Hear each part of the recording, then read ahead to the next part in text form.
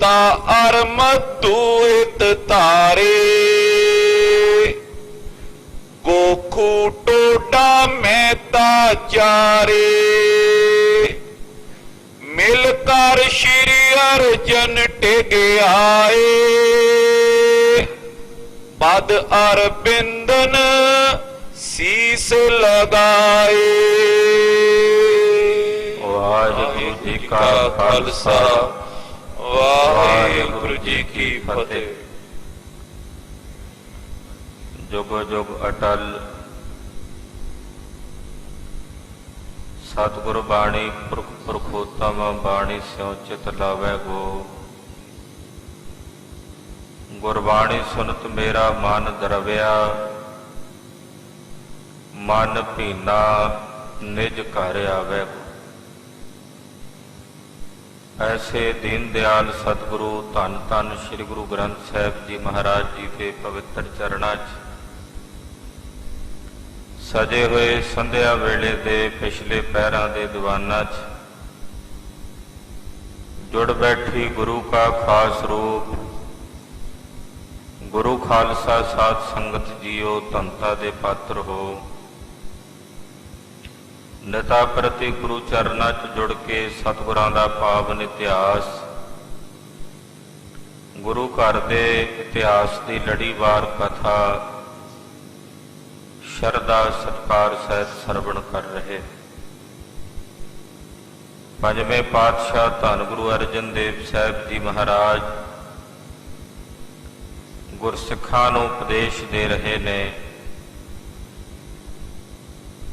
ਗੁਰਸਿੱਖ ਸਤਿਗੁਰਾਂ ਦੇ ਚਰਨਾਂ 'ਚ ਆ ਕੇ ਬੇਨਤੀ ਕਰਦੇ ਨੇ, ਮਹਾਰਾਜ ਸਾਡਾ ਉਧਾਰ ਕਿਵੇਂ ਹੋਵੇ।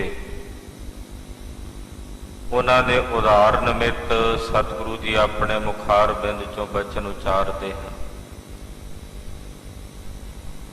ਔਰ ਗੁਰੂ ਕੇ ਸਿੱਖ ਗੁਰੂ ਕੇ ਪਾਵਨ ਬਚਨ ਸੁਣ ਕੇ ਉਹਨਾਂ ਬਚਨਾਂ ਨੂੰ, ਗੁਰੂ ਕੇ ਉਪਦੇਸ਼ ਨੂੰ ਬੜੀ ਸ਼ਰਧਾ ਭਾਵਨਾ ਤੇ ਸਤਿਕਾਰ ਨਾਲ ਕਮਾਉਂਦੇ ਹਨ ਔਰ ਗੁਰੂ ਉਪਦੇਸ਼ ਦੀ ਕਮਾਈ ਕਰਕੇ ਮੋਕਸ਼ ਦੇ ਮੁਕਤੀ ਦੇ ਅਧਿਕਾਰੀ ਬਣਦੇ ਹਨ। ਅੱਜ ਵੀ ਕੁਝ ਗੁਰਸਿੱਖ ਸਤਿਗੁਰਾਂ ਦੇ ਚਰਨਾਂ 'ਚ ਆਏ ਹਨ। ਮਹਾਰਾਜ ਗੁਰੂ ਪੰਜਵੇਂ ਪਾਤਸ਼ਾਹ ਨੂੰ ਆ ਕੇ ਬੇਨਤੀ ਕਰ ਰਹੇ ਨੇ, ਆਓ ਜੋ ਉਹਨਾਂ ਸਿੱਖਾਂ ਨੂੰ ਗੁਰਦੇਵ ਨੇ ਉਪਦੇਸ਼ ਦਿੱਤਾ ਹੈ, ਉਹ ਪਾਵਨ ਉਪਦੇਸ਼ ਸਾਡੇ ਸਾਰਿਆਂ ਵਾਸਤੇ ਵੀ ਸਾਂਝਾ ਹੈ। ਪਰਥਾਏ ਸਾਖੀ ਮਹਾਂਪੁਰਖ ਬੋਲਦੇ, ਸਾਂਝੀ ਸਗਨ ਜਹਾਨਾਂ ਦੇ ਮਹਾਂਵਾਕਾਂ ਅਨੁਸਾਰ ਸਤਿਗੁਰੂ ਜੀ ਨੇ ਜੋ ਵੀ ਬਚਨ ਉਚਾਰੇ ਹਨ ਉਹ ਅੱਜ ਵੀ ਸਾਡੇ ਸਾਰਿਆਂ ਵਾਸਤੇ ਸਾਂਝੇ ਨੇ। ਸੰਸਾਰ ਦੇ ਹਰ ਇੱਕ ਪ੍ਰਾਣੀ ਮਾਤਰ ਵਾਸਤੇ, ਹਰ ਇੱਕ ਮਨੁੱਖ ਵਾਸਤੇ ਸਾਂਝੇ ਹਨ। ਸਰਵਣ ਕਰੀਏ ਪੰਜਵੇਂ ਪਾਤਸ਼ਾਹ ਧੰਨ ਗੁਰੂ ਅਰਜਨ ਦੇਵ ਸਾਹਿਬ ਜੀ ਦੇ ਚਰਨਾਂ ਦਾ ਧਿਆਨ ਆਪਣੇ ਹਿਰਦਿਆਂ 'ਚ ਧਾਰਨ ਕਰਦੇ ਹੋਏ ਆਖੀਏ ਜੀ, ਸਤਿਨਾਮ ਸ੍ਰੀ ਵਾਹਿਗੁਰੂ ਸਾਹਿਬ ਜੀ। ਸਤਿਨਾਮ ਸ੍ਰੀ ਵਾਹਿਗੁਰੂ ਸਾਹਿਬ ਜੀ। ਚੌਪਈ ਤੋਤਾ ਅਰ ਮਧੂ ਹਿਤ ਧਾਰੇ। ਭਾਈ ਤੋਤਾ ਤੇ ਭਾਈ ਮੱਧੂ, ਇਹ ਦੋ ਗੁਰਸਿੱਖ ਸਤਿਗੁਰਾਂ ਦੇ ਚਰਨਾਂ ਨਾਲ ਹਿੱਤ ਧਾਰ ਕੇ, ਪਿਆਰ ਧਾਰਨ ਕਰਕੇ ਗੋਖੂ ਟੋਡਾ ਮਹਿਤਾ ਚਾਰੇ। ਤੀਜੇ ਨੇ ਭਾਈ ਗੋਖੂ ਜੀ ਤੇ ਪੰਜਵੇਂ ਨੇ ਭਾਈ ਮਹਿਤਾ ਟੋਡੂ ਜੀ। ਇਹ ਚਾਰੇ ਸਿੱਖ ਸਤਿਗੁਰਾਂ ਦੇ ਚਰਨਾਂ ਵਿੱਚ ਚੱਲ ਕੇ ਆਏ ਹਨ। ਮਿਲ ਕਰ ਸ਼੍ਰੀ ਅਰਜਨ ਟਿਕ ਆਏ। ਭਾਈ ਤੋਤਾ, ਭਾਈ ਮੱਧੂ, ਭਾਈ ਗੋਖੂ ਤੇ ਭਾਈ ਟੋਡੂ ਮਹਿਤਾ, ਇਹ ਚਾਰੇ ਸਿੱਖ ਪੰਜਵੇਂ ਪਾਤਸ਼ਾਹ ਸ੍ਰੀ ਗੁਰੂ ਅਰਜਨ ਦੇਵ ਸਾਹਿਬ ਦੇ ਚਰਨਾਂ ਵਿੱਚ ਚੱਲ ਕੇ ਆਏ ਹਨ। ਪਦ ਅਰ ਬਿੰਦਨ ਸੀਸ ਲਗਾਏ। ਗੁਰੂ ਪਾਤਸ਼ਾਹ ਦੇ ਪਵਿੱਤਰ ਚਰਨਾਂ ਕਮਲਾਂ ਤੇ ਆ ਕੇ ਬੜੇ ਅਦਬ ਸਤਿਕਾਰ ਤੇ ਸ਼ਰਧਾ ਸਹਿਤ ਮਹਾਰਾਜ ਜੀ ਨੂੰ ਇਹਨਾਂ ਚੌਂ ਸਿੱਖਾਂ ਨੇ ਨਮਸਕਾਰ ਕੀਤੀ ਹੈ। ਬੈਠੇ ਹਾਥ ਜੋੜ ਕਰ ਪਾਸ,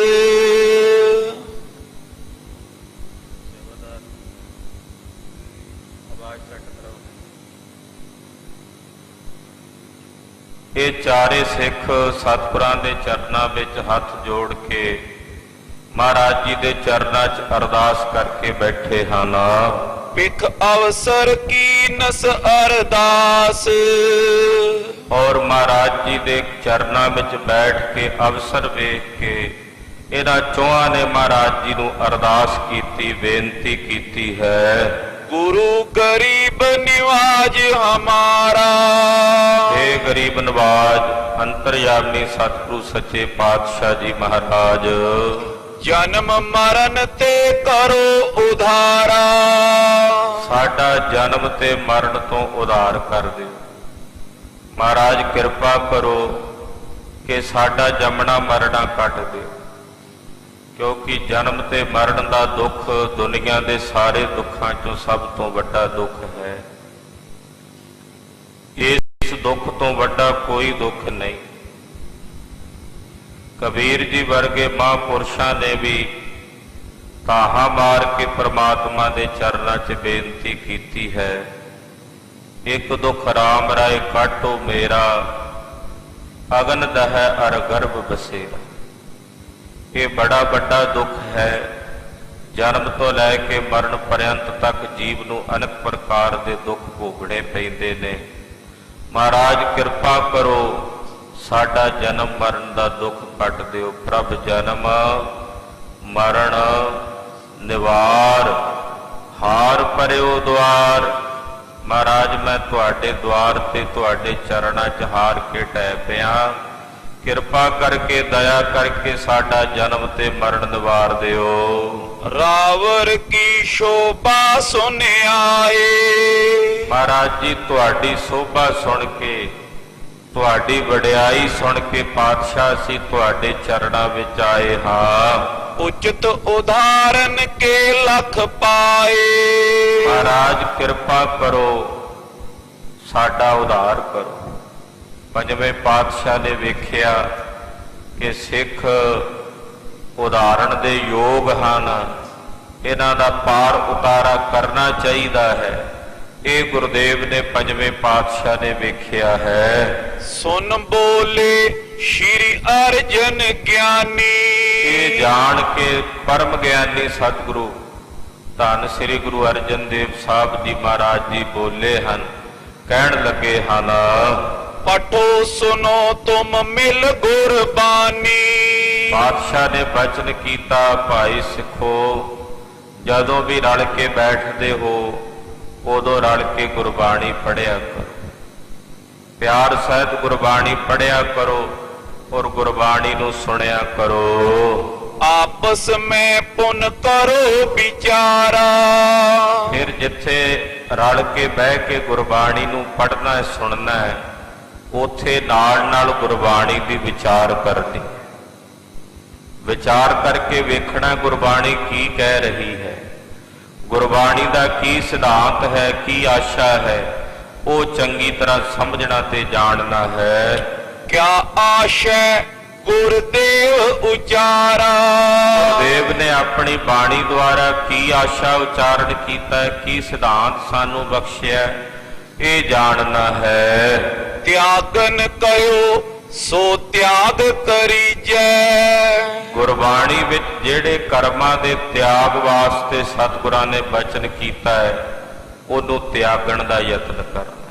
ਜਿਸ ਦੇ ਤਿਆਗ ਲਈ ਕਿਹਾ ਉਹ ਤਿਆਗਣਾ ਹੈ। ਗ੍ਰਹਿਣ ਜੋਗ ਸੋ ਗ੍ਰਹਿਣ ਤਰੀਜੈ, ਔਰ ਜੋ ਗ੍ਰਹਿਣ ਕਰਨ ਯੋਗ ਹੈ ਉਸ ਨੂੰ ਗ੍ਰਹਿਣ ਕਰ। ਗੁਰਬਾਣੀ ਨੇ ਜਿਸ ਕਰਮ ਦੇ ਗ੍ਰਹਿਣ ਵਾਸਤੇ ਆਗਿਆ ਕੀਤੀ ਆ ਉਸ ਨੂੰ ਗ੍ਰਹਿਣ ਕਰਨਾ ਹੈ। ਪੁਨ ਬੂਝਤ ਪੇਕੀਨ ਉਚਾਰਨ, ਸਤਿਗੁਰੂ ਜੀ ਨੇ ਜਦੋਂ ਇਹ ਬਚਨ ਕਹੇ ਸੁਣ ਕੇ ਇਹ ਫਿਰ ਬੋਲੇ, ਸਤਿਗੁਰਾਂ ਨੂੰ ਕਹਿਣ ਲੱਗੇ, ਬਾਣੀ ਪੜਨ ਸੋ ਔਰ ਵਿਚਾਰਨ। ਕਹਿਣ ਲੱਗੇ ਸਤਿਗੁਰੂ ਜੀ ਗੁਰਬਾਣੀ ਨੂੰ ਪੜ੍ਹਨਾ ਤੇ ਗੁਰਬਾਣੀ ਨੂੰ ਜੋ ਵਿਚਾਰਨਾ ਹੈ, ਕੀਤਕ ਪੁਨ ਦੋਹਨ ਕੋ ਹੋਏ। ਦੋਹਾਂ ਦਾ ਕਿਤਨਾ ਕੁ ਪੁੰਨ ਹੈ, ਗੁਰਬਾਣੀ ਪੜ੍ਹਨ ਦਾ ਕਿੰਨਾ ਕੁ ਪੁੰਨ ਹੈ ਤੇ ਗੁਰਬਾਣੀ ਨੂੰ ਵਿਚਾਰਨ ਦਾ ਕਿਤਨਾ ਕੁ ਪੁੰਨ ਹੈ, ਮਹਾਤਮ ਹੈ। ਪੁੰਨ ਦਾ ਮਤਲਬ ਹੈ ਇੱਥੇ ਮਹਾਤਮ। ਕਿੰਨਾ ਕੁ ਮਹਾਤਮ ਹੈ ਗੁਰਬਾਣੀ ਨੂੰ ਪੜ੍ਹਨ ਦਾ, ਔਰ ਕਿੰਨਾ ਕੁ ਮਹਾਤਮ ਹੈ ਗੁਰਬਾਣੀ ਨੂੰ ਵਿਚਾਰਨ ਦਾ।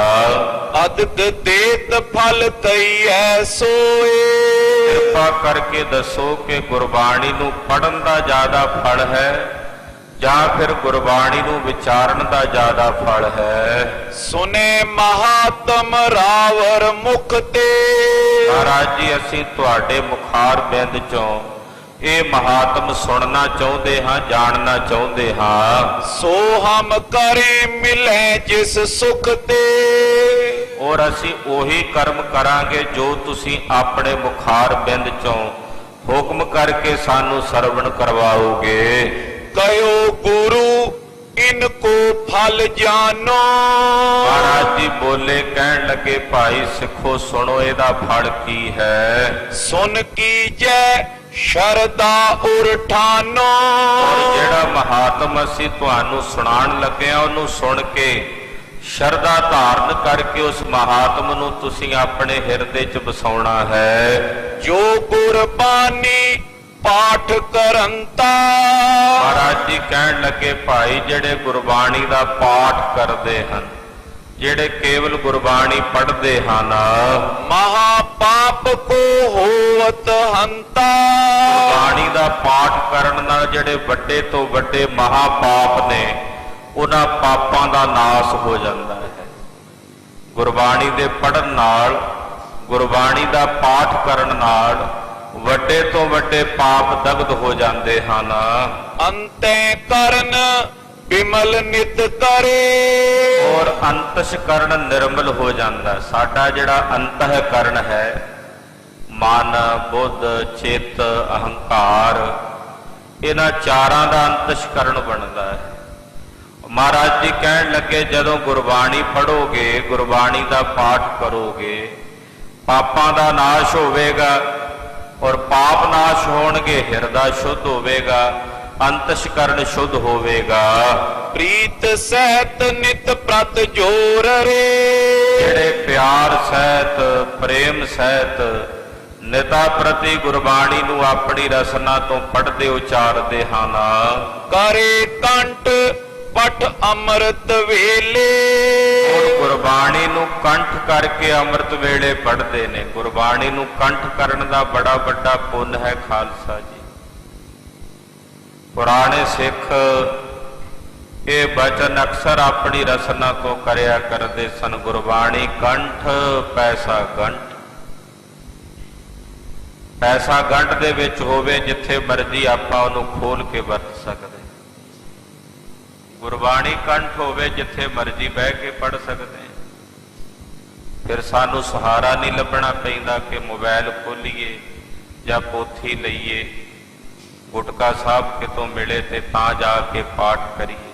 ਕੰਠ ਹੋਵੇਗੀ, ਕਿਸੇ ਵੀ ਹਾਲਤ ਵਿੱਚ ਹੋਵੋ, ਚਾਹੇ ਬੱਸ 'ਚ ਬੈਠੇ ਹੋ, ਕਾਰ 'ਚ ਬੈਠੇ ਹੋ, ਟ੍ਰੇਨ 'ਚ ਬੈਠੇ ਹੋ, ਕਿਤੇ ਵੀ ਜਾ ਰਹੇ ਹੋ, ਬੜੇ ਪਿਆਰ ਨਾਲ ਗੁਰਬਾਣੀ ਪੜ੍ਹ ਸਕਦੇ। ਇਸ ਕਰਕੇ ਮਹਾਰਾਜ ਗੁਰੂ ਪੰਜਵੇਂ ਪਾਤਸ਼ਾਹ ਕਹਿੰਦੇ ਭਾਈ ਸਿੱਖੋ ਗੁਰਬਾਣੀ ਨੂੰ ਕੰਠ ਕਰਕੇ ਅੰਮ੍ਰਿਤ ਵੇਲੇ ਪੜ੍ਹਨਾ ਹੈ। ਬਾਬਾ ਰਾਮ ਸਿੰਘ ਜੀ ਜੋ ਕੂਕੇ ਲਹਿਰ ਦੇ ਬਾਨੀ ਹੋਏ ਬੜੇ ਮਹਾਂਪੁਰਸ਼ ਸਨ, ਜਦੋਂ ਉਹਨਾਂ ਨੂੰ ਜਲਾ ਵਤਨ ਕਰ ਦਿੱਤਾ ਗਿਆ ਤਾਂ ਉਹਨਾਂ ਨੇ ਉੱਥੋਂ ਕੁਝ ਚਿੱਠੀਆਂ ਆਪਣੇ ਸੇਵਕਾਂ ਨੂੰ ਲਿਖ ਕੇ ਭੇਜੀਆਂ। ਬਾਬਾ ਰਾਮ ਸਿੰਘ ਜੀ ਨੇ ਕਦੇ ਆਪਣੇ ਆਪ ਨੂੰ ਗੁਰੂ ਨਹੀਂ ਕਹਾਇਆ, ਤਾਂ ਬਾਅਦ ਵਿੱਚ ਉਹਨਾਂ ਨੂੰ ਗੁਰੂ ਕਹਿਣ ਦੀ ਪਰੰਪਰਾ ਉਹਨਾਂ ਦੇ ਚੇਲਿਆਂ ਨੇ ਚਲਾ ਲਈ। ਬਾਬਾ ਰਾਮ ਸਿੰਘ ਜੀ ਦਾ ਇੱਕ ਸੇਵਕ ਸੀ, ਉਹਨੇ ਬੇਨਤੀ ਕੀਤੀ, ਕਹਿਣ ਲੱਗੇ ਬਾਬਾ ਜੀ ਮੈਨੂੰ ਗੁਰਬਾਣੀ ਯਾਦ ਨਹੀਂ ਹੁੰਦੀ। ਬਾਬਾ ਰਾਮ ਸਿੰਘ ਜੀ ਦੀ ਇੱਕ ਚਿੱਠੀ ਮਿਲਦੀ ਹੈ, ਉਹਨਾਂ ਨੇ ਲਿਖ ਕੇ ਭੇਜਿਆ ਤੂੰ ਕੀਕੂ ਕਹਿੰਦਾ ਕਿ ਗੁਰਬਾਣੀ ਕੰਠ ਨਹੀਂ ਹੁੰਦੀ, ਏਦਾਂ ਲਿਖਿਆ। ਤੂੰ ਕੀਕੂ ਕਹਿੰਦਾ ਗੁਰਬਾਣੀ ਕੰਠ ਨਹੀਂ ਹੁੰਦੀ, ਜੇ ਤੂੰ ਇੱਕ ਇੱਕ ਅੱਖਰ ਕਰਕੇ ਵੀ ਰੋਜ਼ ਗੁਰਬਾਣੀ ਕੰਠ ਕਰੇ ਤੇ ਇੱਕ ਮਹੀਨੇ ਭਰ ਵਿੱਚ ਕਿਤਨੀ ਬਾਣੀ ਯਾਦ ਹੋ ਜਾਵੇ। ਜੇ ਇੱਕ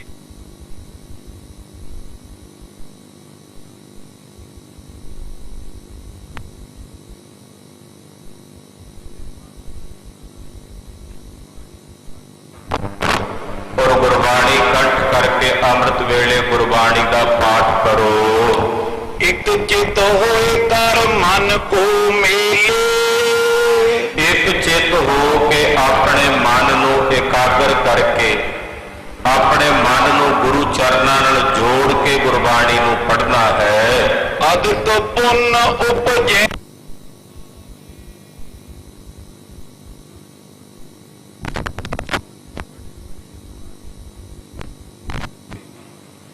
ਬੜਾ ਵੱਡਾ ਮਹਾਤਮ ਪ੍ਰਾਪਤ ਹੋਵੇਗਾ ਗੁਰਬਾਣੀ ਨੂੰ ਪੜ੍ਹਨ ਦਾ। ਪਠੇ ਸੁਨੇ ਨਰ ਬ੍ਰਿੰਦ ਸੁਨਾਵੇ, ਔਰ ਆਪ ਪੜ੍ਹੇ। ਜੇ ਕੋਈ ਪਾਸ ਬੈਠਾ ਤਾਂ ਉਹਨੂੰ ਗੁਰਬਾਣੀ ਸੁਣਾਵੇ, ਇਹਦਾ ਵੀ ਬੜਾ ਵੱਡਾ ਪੁੰਨ। ਕਿਸੇ ਨੂੰ ਗੁਰਬਾਣੀ ਸੁਣਾਣੀ, ਇਹਦਾ ਵੀ ਬੜਾ ਵੱਡਾ ਮਹਾਤਮ। ਮਹਾਰਾਜ ਜੀ ਕਹਿੰਦੇ ਆਪ ਪੜ੍ਹੇ ਤੇ ਨਾਲੇ ਕੋਲ ਬੈਠਿਆਂ ਨੂੰ ਸੁਣਾਵੇ। ਧਰੇ ਜੋ ਕਾਮਨ ਪੂਰਨ ਹੋਏ, ਜਿਹੜੀ ਕਾਮਨਾ, ਜਿਹੜੀ ਇੱਛਾ ਤੁਸੀਂ ਆਪਣੇ ਹਿਰਦੇ 'ਚ ਧਾਰਨ ਕਰੋਗੇ, ਗੁਰਬਾਣੀ ਨੂੰ ਪੜ੍ਹ ਕੇ ਤੁਹਾਡੀ ਇੱਛਾ ਪੂਰਤੀ ਹੋਵੇਗੀ। ਜੇ ਨਿਸ਼ਕਾਮ ਹਿਰਦਾ ਸ਼ੁੱਧ ਹੋਏ, ਔਰ ਜੇ ਤੁਸੀਂ ਨਿਸ਼ਕਾਮ ਹੋ ਕੇ ਪੜੋਗੇ ਤੇ ਨਿਸ਼ਕਾਮ ਹੋ ਕੇ ਪੜ੍ਹ ਕੇ ਤੁਹਾਡੇ ਹਿਰਦੇ ਦੀ ਸ਼ੁੱਧੀ ਹੋਵੇਗੀ। ਕਾਮਨਾ ਧਾਰ ਕੇ ਪੜੋਗੇ, ਕਾਮਨਾ ਪੂਰੀ ਹੋਵੇਗੀ। ਪਰ ਜੇ ਕਾਮਨਾ ਤੋਂ ਰਹਿਤ ਹੋ ਕੇ ਪੜੋਗੇ, ਇੱਛਾਵਾਂ ਤੋਂ ਰਹਿਤ ਹੋ ਕੇ ਪੜੋਗੇ, ਫਿਰ ਤੁਹਾਡਾ ਹਿਰਦਾ ਸ਼ੁੱਧ ਹੋਵੇਗਾ। ਦਰਅਸਲ ਇੱਛਾਵਾਂ ਦੁੱਖ ਦਾ ਕਾਰਨ ਬਣ ਜਾਂਦੀਆਂ ਨੇ। ਅਸੀਂ ਦੁਖੀ ਇਸ ਕਰਕੇ ਆ ਕਿਉਂਕਿ ਸਾਡੇ ਹਿਰਦੇ ਵਿੱਚ ਇੱਛਾਵਾਂ ਹਨ। ਜਿਸ ਦਿਨ ਇੱਛਾਵਾਂ ਮੁੱਕ ਜਾਣਗੀਆਂ ਉਸ ਦਿਨ ਦੁੱਖ ਵੀ ਮੁੱਕ ਜਾਣਗੇ। ਖੈਰ, ਗੁਰਬਾਣੀ ਨਾਲ ਇੱਛਾਵਾਂ ਵੀ ਪੂਰੀਆਂ ਹੋ ਜਾਂਦੀਆਂ। ਪਰ ਜੇ ਤੁਸੀਂ ਇੱਛਾ ਰਹਿਤ ਹੋ ਕੇ, ਕਾਮਨਾ ਰਹਿਤ ਹੋ ਕੇ ਗੁਰਬਾਣੀ ਪੜ੍ਹਦੇ ਹੋ ਤਾਂ ਮਹਾਰਾਜ ਕਹਿੰਦੇ ਤੁਹਾਡਾ ਅੰਤਸ਼ਕਰਨ ਸ਼ੁੱਧ ਹੋਵੇਗਾ। ਜੇ ਗੁਰਬਾਣੀ ਰਹੇ ਵਿਚਾਰਤ, ਇਹ ਤਾਂ ਸੀ ਗੁਰਬਾਣੀ ਪੜ੍ਹਨ ਵਾਲਿਆਂ ਦੀ ਗੱਲ। ਹੁਣ ਗੁਰਬਾਣੀ ਦੀ ਜਿਹੜੇ ਵਿਚਾਰ ਕਰਦੇ ਨੇ ਉਹਨਾਂ ਦੀ ਗੱਲ ਕਰਦੇ ਨੇ। ਮਹਾਰਾਜ ਜੀ ਕਹਿਣ ਲੱਗੇ ਜਿਹੜੇ ਗੁਰੂ ਕੀ ਪਾਵਨ ਪਵਿੱਤਰ ਗੁਰਬਾਣੀ ਨੂੰ ਵਿਚਾਰਦੇ ਹਨ, ਗੁਰਬਾਣੀ ਦੀ ਵਿਚਾਰ ਕਰਦੇ ਨੇ, ਜੇ ਆਪ ਨਹੀਂ ਕਰ ਸਕਦੇ ਤਾਂ ਫਿਰ ਗੁਰਬਾਣੀ ਦੀ ਵਿਚਾਰ ਨੂੰ ਸੁਣਦੇ ਨੇ।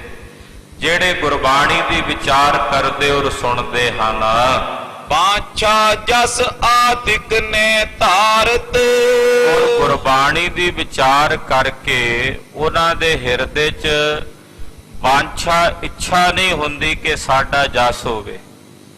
ਉਹ ਆਪਣੇ ਜਸ ਦੀ, ਆਪਣੀ ਵਡਿਆਈ ਦੀ, ਸੋਭਾ ਦੀ ਇੱਛਾ ਨਹੀਂ ਰੱਖਦੇ। ਕੇਵਲ ਚਹਿ ਹਿਰਦੇ ਕਲਿਆਣ, ਔਰ ਆਪਣੇ ਹਿਰਦੇ 'ਚ ਕੇਵਲ ਇਹ ਚਾਹੁੰਦੇ ਨੇ ਕਿ ਕਿਸੇ ਤਰੀਕੇ ਸਾਡੀ ਕਲਿਆਣ ਹੋ ਜਾਵੇ, ਅਸੀਂ ਕਲਿਆਣ ਨੂੰ ਪ੍ਰਾਪਤ ਹੋ ਜਾਈਏ। ਤਿੰਨ ਪੁਰਖਨ ਹੋਏ ਪ੍ਰਾਪਤ ਗਿਆਨ, ਇਦਾਂ ਦੇ ਜਿਹੜੇ ਪੁਰਖ ਨੇ ਉਹਨਾਂ ਨੂੰ ਫਿਰ ਗਿਆਨ ਦੀ ਪ੍ਰਾਪਤੀ ਹੋ ਜਾਂਦੀ ਹੈ। ਜਿਹੜੇ ਗੁਰਬਾਣੀ ਨੂੰ ਵਿਚਾਰਦੇ ਨੇ ਨਾ, ਮਹਾਰਾਜ ਕਹਿੰਦੇ ਉਹਨਾਂ ਦੇ ਹਿਰਦਿਆਂ ਵਿੱਚ ਗਿਆਨ ਉਜਾਗਰ ਹੋ ਜਾਂਦਾ ਹੈ, ਉਹਨਾਂ ਨੂੰ ਗਿਆਨ ਪ੍ਰਾਪਤ ਹੋ ਜਾਂਦਾ ਹੈ। ਜਿਮ ਕਾਸ਼ਟ ਮੈਂ ਪਾਵਕ ਰਹੇ, ਜਿਵੇਂ ਲੱਕੜੀ ਵਿੱਚ ਅੱਗ ਰਹਿੰਦੀ ਹੈ, ਲੱਕੜ ਜੇ ਵਿੱਚ ਜਿੰਨੀ ਵੀ ਬਨਸਪਤੀ ਆ ਸਾਰੀ ਵਿੱਚ ਅੱਗ ਹੈ। ਕਹਿੰਦੇ ਜਿਵੇਂ ਲੱਕੜ ਦੇ ਵਿੱਚ ਅੱਗ ਹੈ, ਬਿਨਾ ਯਤਨ ਤੇ ਨਰ ਨੇ ਲਏ, ਪਰ ਉਸ ਅੱਗ ਨੂੰ ਯਤਨ ਤੋਂ ਬਿਨਾਂ ਤਾਂ ਨਹੀਂ ਨਾ ਪ੍ਰਗਟ ਕੀਤਾ ਜਾ ਸਕਦਾ। ਲੱਕੜ ਵਿੱਚ ਅੱਗ ਹੈ, ਪਰ ਉਸ ਅੱਗ ਨੂੰ ਪ੍ਰਗਟ ਕਰਨ ਵਾਸਤੇ ਉਸ ਲੱਕੜ ਨੂੰ ਘਸਣਾ ਪੈਣਾ ਹੈ, ਜਾਂ ਫਿਰ ਉਸ ਲੱਕੜ ਨੂੰ ਕਿਸੇ ਤਰੀਕੇ ਨਾਲ ਬਾਹਰੋਂ ਅਗਨੀ ਦੇਣੀ ਪੈਣੀ ਹੈ, ਫੇਰ ਹੀ ਉਹਦੇ ਅੰਦਰ ਦੀ ਅੱਗ ਬਾਹਰ ਪ੍ਰਜਵਲਿਤ ਹੋਵੇਗੀ। ਕਰ ਉਪਾਉ ਜੇ ਲੇਤ ਨਿਕਾਸ। ਜਿਹੜੇ ਉਪਾਅ ਕਰਦੇ ਨੇ ਉਸ ਲੱਕੜ ਦੇ ਵਿੱਚੋਂ ਵੀ ਅੱਗ ਕੱਢ ਲੈਂਦੇ ਹਨ। ਕਾਰਜ ਕਰੇ ਸੰਪੂਰਨ ਰਾਸ। ਉਸ ਲੱਕੜ ਵਿੱਚੋਂ ਅੱਗ ਕੱਢ ਕੇ ਆਪਣਾ ਕਾਰਜ ਰਾਸ ਕਰ ਲੈਂਦੇ ਨੇ। ਸਰਦੀ ਆ ਤਾਂ ਅੱਗ ਸੇਕ ਕੇ ਆਪਣੀ ਸਰਦੀ ਦੂਰ ਕਰ ਲੈਂਦੇ ਨੇ। ਜੇ ਕੁਝ ਪਕਾਉਣਾ ਹੈ ਤਾਂ ਉਸ ਅੱਗ ਤੇ ਪਕਾ ਕੇ ਆਪਣਾ ਪੇਟ ਭਰ ਲੈਂਦੇ ਹਨ। ਅਗਨ ਰੂਪ ਕਾਸ਼ਟ ਹੋਏ ਜਾਏ। ਉਹ ਜਿਹੜੀ ਲੱਕੜ ਹੈ ਉਹ ਵੀ ਫਿਰ ਅੱਗ ਦਾ ਰੂਪ ਹੀ ਹੋ ਜਾਂਦੀ। ਜਦੋਂ ਉਹਦੇ ਵਿੱਚੋਂ ਅੱਗ ਨਿਕਲ ਆਉਂਦੀ ਹੈ ਨਾ, ਫਿਰ ਉਹ ਲੱਕੜ ਵੀ ਅੱਗ ਦਾ ਹੀ ਰੂਪ ਹੋ ਜਾਂਦੀ ਹੈ। ਤੇਜ ਪ੍ਰਕਾਸ਼ ਸਕਲ ਹੀ ਪਾਏ। ਉਹਦਾ ਭਾਰੀ ਤੇਜ ਹੋ ਜਾਂਦਾ। ਉਸ ਲੱਕੜ ਦੇ ਵਿੱਚੋਂ ਵੀ ਰੌਸ਼ਨੀ ਨਿਕਲਣ ਲੱਗ ਪੈਂਦੀ ਹੈ, ਪ੍ਰਕਾਸ਼ ਨਿਕਲਣ ਲੱਗ ਪੈਂਦਾ, ਉਹਦੇ ਵਿੱਚੋਂ ਵੀ ਤੇਜ ਨਿਕਲਣ ਲੱਗ ਪੈਂਦਾ ਹੈ। ਤਥਾ ਵਿਚਾਰਤ ਜੇ ਗੁਰਬਾਣੀ। ਇਸੇ ਤਰ੍ਹਾਂ ਗੁਰਬਾਣੀ ਵਿੱਚ ਗਿਆਨ ਮਿਲਿਆ ਹੋਇਆ, ਪਰ ਉਹ ਗਿਆਨ ਤਾਂ ਮਿਲਣਾ ਜੇ ਤੁਸੀਂ ਉਸ ਗਿਆਨ ਨੂੰ ਵਿਚਾਰੋਗੇ, ਗੁਰਬਾਣੀ ਨੂੰ ਵਿਚਾਰੋਗੇ, ਤਾਂ ਉਹਦੇ ਵਿੱਚੋਂ ਗਿਆਨ ਦੀ ਉਤਪਤੀ, ਗਿਆਨ ਦੀ ਪ੍ਰਾਪਤੀ ਹੋਵੇਗੀ। ਤਨ ਅਭਿਮਾਨ ਹੋਏ ਤਬ ਹਾਨੀ। ਫਿਰ ਉਹਨਾਂ ਦਾ ਤਨ ਅਭਿਮਾਨ ਨਾਸ਼ ਹੋ ਜਾਂਦਾ ਹੈ। ਜਿਹੜੇ ਗੁਰਬਾਣੀ ਨੂੰ ਵਿਚਾਰਦੇ ਨੇ, ਉਹ ਫਿਰ ਉਹਨਾਂ ਦੇ ਅੰਦਰ ਤਨ ਅਭਿਮਾਨ ਨਹੀਂ ਰਹਿੰਦਾ ਕਿ ਮੈਂ ਸਰੀਰ ਹਾਂ। ਉਹ ਆਪਣੇ ਸਰੀਰ ਦੇ ਮਾਣ ਤੋਂ, ਅਭਿਮਾਨ ਤੋਂ ਰਹਿਤ ਹੋ ਜਾਂਦੇ ਹਨ। ਨਿਜ ਸਰੂਪ ਕੋ ਖੋਜਨ ਲਾਗੇ। ਗੁਰਬਾਣੀ ਨੂੰ ਵਿਚਾਰਨ ਵਾਲੇ ਗੁਰਮੁਖ ਆਪਣੇ ਨਿਜ ਸਰੂਪ ਨੂੰ ਖੋਜਣ ਲੱਗ ਪੈਂਦੇ ਹਨ। ਉਹ ਆਪਣੇ ਅੰਦਰ ਖੋਜ ਕਰਦੇ ਨੇ। ਰਾਮ ਰਾਮ ਬੋਲ ਬੋਲ ਬੋਲ ਤੇ ਵਡਭਾਗੀ। ਔਰ ਇਸ ਪ੍ਰਕਾਰ ਨਾਲ ਬੋਲਦਿਆਂ ਬੋਲਦਿਆਂ, ਗੁਰਬਾਣੀ ਨੂੰ ਪੜ੍ਹਦਿਆਂ ਤੇ ਵਿਚਾਰਦਿਆਂ, ਉਹ ਆਪਣੇ ਸਵੈ ਸਰੂਪ ਦੀ ਖੋਜ ਕਰਦੇ ਨੇ, ਪੜਤਾਲ ਕਰਦੇ ਨੇ। ਸਨੇ ਸਨੇ ਪ੍ਰਾਪਤ ਬੜ ਭਾਗੇ। ਔਰ ਕੇਵਲ ਖੋਜ ਹੀ ਨਹੀਂ ਕਰਦੇ, ਖੋਜ ਕਰਦਿਆਂ ਕਰਦਿਆਂ ਸਹਿਜੇ ਸਹਿਜੇ ਉਹਨਾਂ ਨੂੰ ਉਹ ਸਰੂਪ ਪ੍ਰਾਪਤ ਵੀ ਹੋ ਜਾਂਦਾ ਹੈ, ਮਿਲ ਵੀ ਜਾਂਦਾ। ਕਿਹਨਾਂ ਨੂੰ ਮਿਲਦਾ ਹੈ? ਜਿਨ੍ਹਾਂ ਦੇ ਵੱਡੇ ਭਾਗ ਹਨ। ਆਤਮ ਗਿਆਨ ਪਾਏ ਬ੍ਰਹਮ ਹੋਏ। ਔਰ ਉਹਨਾਂ ਨੂੰ ਆਤਮਾ ਦਾ ਗਿਆਨ ਪ੍ਰਾਪਤ ਹੋ ਜਾਂਦਾ ਹੈ। ਹਿਰਦੇ ਵਿਨਾਸ਼ੀ ਦੁਬਦਾ ਧੋਏ। ਉਹਨਾਂ ਦੇ ਹਿਰਦੇ ਚੋਂ ਜਿਹੜੀ ਦੁਬਦਾ ਹੈ, ਦਵੈਸ਼ ਹੈ, ਉਹ ਬਿਨਸ ਜਾਂਦੀ।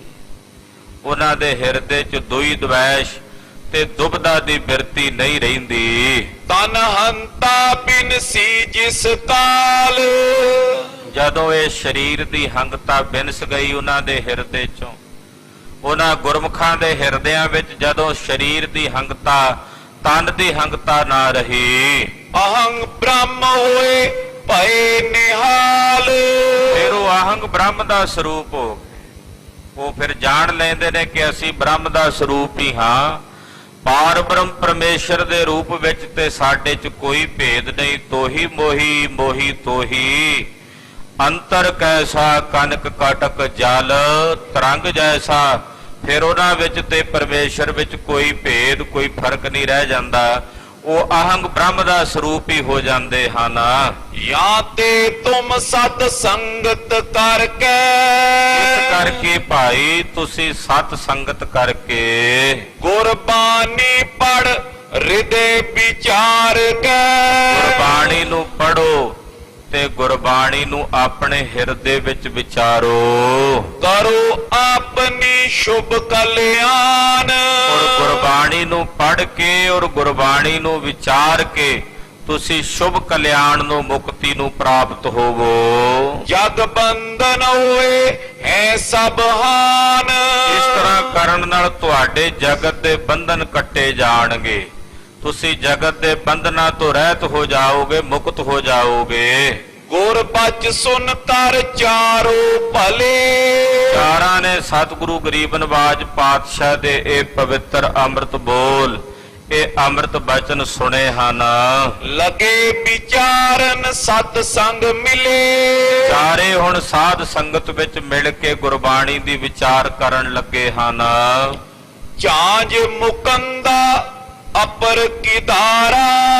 ਇਹ ਸਿੱਖ, ਚਾਰੇ ਸਿੱਖ ਮੁਕਤੀ ਦੇ ਅਧਿਕਾਰੀ ਹੋ ਗਏ। ਇਸੇ ਤਰ੍ਹਾਂ ਹੋਰ ਸਿੱਖ ਆਏ, ਭਾਈ ਝਾਂਜ ਮੁਕੰਦਾ ਜੀ, ਮਹਾਰਾਜ ਗਰੀਬ ਨਵਾਜ ਪਾਤਸ਼ਾਹ ਦੇ ਚਰਨਾਂ ਵਿੱਚ ਭਾਈ ਕਿਦਾਰਾ ਜੀ ਇਹ ਚੱਲ ਕੇ ਆਏ ਹਨ। ਹਿਤ ਕਲਿਆਣ ਆਏ ਗੁਰਦੁਆਰਾ, ਆਪਣੀ ਕਲਿਆਣ ਵਾਸਤੇ ਸਤਿਗੁਰਾਂ ਦੇ ਦੁਆਰ ਤੇ ਆਏ ਨੇ ਕਿ ਕਿਸੇ ਤਰੀਕੇ ਸਾਡੀ ਕਲਿਆਣ ਹੋ ਜਾਵੇ। ਤੀਨੋਂ ਨਮੋ ਕੀਨ ਥਿਤ ਪਾਸ, ਭਾਈ ਝਾਂਜ, ਭਾਈ ਮੁਕੰਦਾ ਤੇ ਭਾਈ ਕਿਦਾਰਾ, ਇਹਨਾਂ ਤਿੰਨਾਂ ਨੇ ਮਹਾਰਾਜ ਪੰਜਵੇਂ ਪਾਤਸ਼ਾਹ ਦੇ ਚਰਨਾਂ ਵਿੱਚ ਨਤਮਸਤਕ ਹੋ ਕੇ ਮੱਥਾ ਟੇਕਿਆ।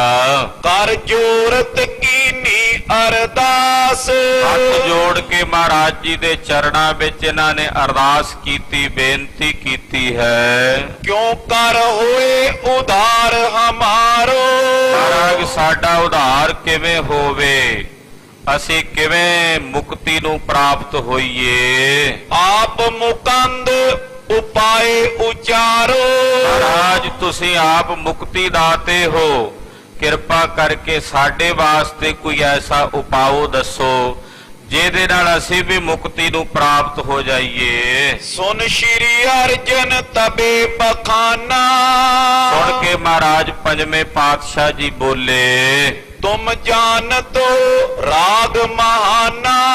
ਮਹਾਰਾਜ ਜੀ ਕਹਿੰਦੇ ਭਾਈ ਝਾਂਜ, ਭਾਈ ਮੁਕੰਦਾ, ਭਾਈ ਕਿਦਾਰਾ ਜੀ ਤੁਸੀਂ ਰਾਗ ਵਿਦਿਆ ਜਾਣਦੇ ਹੋ। ਇਹ ਰਾਗੀ ਸਨ। ਰਾਗ ਵਿਦਿਆ ਵਿੱਚ ਇਹਨਾਂ ਨੂੰ ਮਹਾਰਤ ਪ੍ਰਾਪਤ ਸੀ। ਮਹਾਰਾਜ ਜੀ ਕਹਿੰਦੇ ਤੁਸੀਂ ਰਾਗੀ ਹੋ, ਰਾਗ ਵਿਦਿਆ ਨੂੰ ਬੜੇ ਚੰਗੇ ਤਰੀਕੇ ਨਾਲ ਸਮਝਦੇ ਤੇ ਜਾਣਦੇ ਹੋ, ਸੰਗੀਤ ਵਿੱਚ ਤੁਸੀਂ ਆਚਾਰਿਆ ਹੋ ਔਰ ਸੰਗੀਤ ਨੂੰ ਤੁਸੀਂ ਚੰਗੀ ਤਰ੍ਹਾਂ ਸਮਝਦੇ ਹੋ। ਗੁਰਬਾਣੀ ਰਾਗਨ ਮੈਂ ਗਾਓ, ਕਿਉਂਕਿ ਇਹ ਕੱਲਾ ਸੰਗੀਤ ਜਾਣਦੇ ਸੀ, ਰਾਗੀ ਤਾਂ ਸੀ, ਰਾਗ ਤਾਂ ਜਾਣਦੇ ਸਨ ਪਰ ਕੀਰਤਨ ਨਹੀਂ ਸਨ ਕਰਦੇ। ਮਹਾਰਾਜ ਜੀ ਕਹਿੰਦੇ ਰਾਗ ਤੁਹਾਨੂੰ ਆਉਂਦੇ ਨੇ, ਉਹਨਾਂ ਰਾਗਾਂ ਦੇ ਵਿੱਚ ਤੁਸੀਂ ਗੁਰਬਾਣੀ ਦਾ ਕੀਰਤਨ ਮਿਲਾ ਕੇ ਰਾਗਾਂ ਵਿੱਚ ਕੀਰਤਨ ਕਰੋ। ਆਖੋ ਸਤਿਨਾਮ ਸ੍ਰੀ ਵਾਹਿਗੁਰੂ। ਰਾਗਾਂ ਵਿੱਚ ਕੀਰਤਨ ਗਾਇਨ ਕਰੋ। ਅੱਜ ਦੀ ਕੀਰਤਨ ਸ਼ੈਲੀ ਤਾਂ ਹੁਣ ਬਦਲੀ ਗਈ ਹੈ। ਜੇ ਕੀਰਤਨੀਏ ਸਿੰਘਾਂ ਨੂੰ ਬੇਨਤੀ ਕਰੀਏ ਭਾਈ ਰਾਗ ਗਾਓ, ਉਹ ਕਹਿੰਦੇ ਜੀ ਸੰਗਤ ਨਹੀਂ ਸੁਣਦੀ, ਸੰਗਤ ਰਾਗ ਵਿਦਿਆ ਦਾ ਕੀਰਤਨ ਪਸੰਦ ਨਹੀਂ ਕਰਦੀ। ਜਿਹੋ ਜੀ ਕਿਸੇ ਦੀ ਰੁਚੀ ਬਣਾਓਗੇ ਉਸੇ ਤਰ੍ਹਾਂ ਦੀ ਉਹਨਾਂ ਦੀ ਰੁਚੀ ਬਣ ਜਾਂਦੀ ਹੈ। ਗਾਓਗੇ ਫਿਰ ਉਹ ਸੁਣਨਗੇ ਵੀ। ਇਹ ਤਾਂ ਬਹਾਨਾ ਹੈ, ਕਿਉਂਕਿ ਰਾਗ ਵਿਦਿਆ ਵਾਸਤੇ ਅਭਿਆਸ ਚਾਹੀਦਾ ਹੈ। ਰਾਗ ਵਿਦਿਆ ਨੂੰ ਸਿੱਖਣ ਵਾਸਤੇ ਚੰਗੇ ਉਸਤਾਦਾਂ ਦੀ ਮਾਰ ਚਾਹੀਦੀ ਹੈ। ਕਈ ਸਾਲ ਅਭਿਆਸ ਕਰਕੇ ਫਿਰ ਜਾ ਕੇ ਰਾਗ ਵਿਦਿਆ ਦਾ ਗੁਣ ਹੁਨਰ ਪ੍ਰਾਪਤ ਹੁੰਦਾ। ਤੇ ਇੱਕ ਸਿੱਧਾ ਕੀਰਤਨ ਕਰਨਾ, ਕੁਝ ਸੁਰਾਂ ਹੀ ਸਿੱਖਣੀਆਂ ਨੇ, ਉਹਦੇ ਵਿੱਚ ਗਾਣਿਆਂ ਦੀਆਂ ਟਿਊਨਾਂ ਸੁਣ ਕੇ ਉਹਦੇ ਨਾਲ ਮਿਕਸ ਕਰਕੇ ਗੁਰਬਾਣੀ ਦੇ ਸ਼ਬਦ ਗਾ ਦੇਣੇ, ਉਹ ਸੌਖਾ ਲੱਗਦਾ ਤਰੀਕਾ। ਪਰ ਪੰਜਵੇਂ ਪਾਤਸ਼ਾਹ ਇਹਨਾਂ ਨੂੰ ਕਹਿ ਰਹੇ ਨੇ ਵੀ ਤੁਸੀਂ ਰਾਗੀ ਹੋ, ਰਾਗ ਜਾਣਦੇ ਹੋ, ਗੁਰਬਾਣੀ ਦਾ ਜਿਹੜਾ ਕੀਰਤਨ ਹੈ ਉਹ ਤੁਸੀਂ ਰਾਗਾਂ ਵਿੱਚ ਕਰਨਾ। ਰਾਗ ਨਾਦ ਸ਼ਬਦ ਸੋਹਣੇ, ਰਾਗ ਦੇ ਵਿੱਚ ਗਾਏ ਹੋਏ ਸ਼ਬਦ ਸੁੰਦਰ ਹੁੰਦੇ ਆ। ਮਹਾਰਾਜ ਜੀ ਕਹਿਣ ਲੱਗੇ ਤੁਸੀਂ ਰਾਗ ਬਈ ਗੁਰਬਾਣੀ ਦਾ ਕੀਰਤਨ ਕਰਨਾ, ਕਿਉਂਕਿ ਸਾਰੀ ਬਾਣੀ ਗੁਰਦੇਵ ਨੇ ਰਾਗਾਂ ਦੇ ਉੱਤੇ ਨਿਰਧਾਰਤ ਲਿਖੀ ਹੈ। ਜਪਜੀ ਸਾਹਿਬ ਦੀ ਬਾਣੀ ਰਾਗ ਰਹਿਤ ਹੈ, ਬਾਕੀ ਬਾਣੀ ਤਾਂ ਰਾਗਾਂ ਦੇ ਵਿੱਚ ਹੈ ਨਾ। ਤੋ ਮਹਾਰਾਜ ਜੀ ਕਹਿੰਦੇ ਤੁਸੀਂ ਰਾਗਾਂ ਦੇ ਵਿੱਚ ਮਿਲਾ ਕੇ ਗੁਰਬਾਣੀ ਦਾ ਕੀਰਤਨ ਕਰੋ। ਨੀਕੇ ਪ੍ਰਭ ਕੋ ਸੁਜਸ ਬਸਾਓ, ਔਰ ਨੀਕੇ ਕਹਿੰਦੇ ਨੇ ਸੁੰਦਰ ਨੂੰ।